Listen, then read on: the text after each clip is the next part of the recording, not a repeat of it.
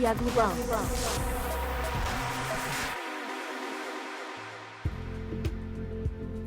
Hoje vamos perceber como a inteligência artificial nos pode ajudar a gerir o nosso orçamento familiar com a ajuda do Excel, não é assim, Inês? É isso mesmo. Vamos entrar no Excel e, como sempre, no canto superior direito temos o nosso assistente virtual, O Copilot, sim. que nos vai ajudar a descomplicar o Excel, que geralmente é estas fórmulas mais complicadas. E aqui vamos apenas dar uma instrução e vai-nos criar a nossa tabela do nosso orçamento familiar. Então eu não tenho de fazer uma tabela, ele faz por mim, é isso? Sim, Posso analisar a informação que me deres e usar o Excel para criar uma tabela por ti.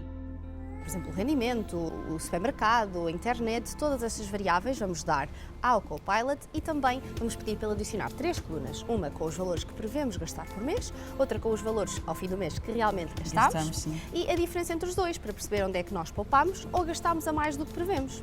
E como podes ver, está-nos a aparecer a nossa tabela de uma forma muito rápida. Portanto, toda a gente consegue fazer isto. Sim. Há pessoas que são mais visuais e, portanto, para esta diferença, esta última coluna, nós podemos formatá-la de uma forma diferente.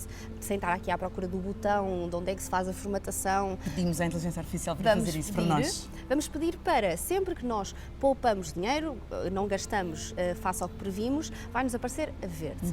Quando gastamos mais do que estávamos à espera, vai-nos aparecer a vermelho, permitindo que uma análise seja feita de uma forma mais fácil. É só escrever o que pretendes e eu faço as alterações na tabela.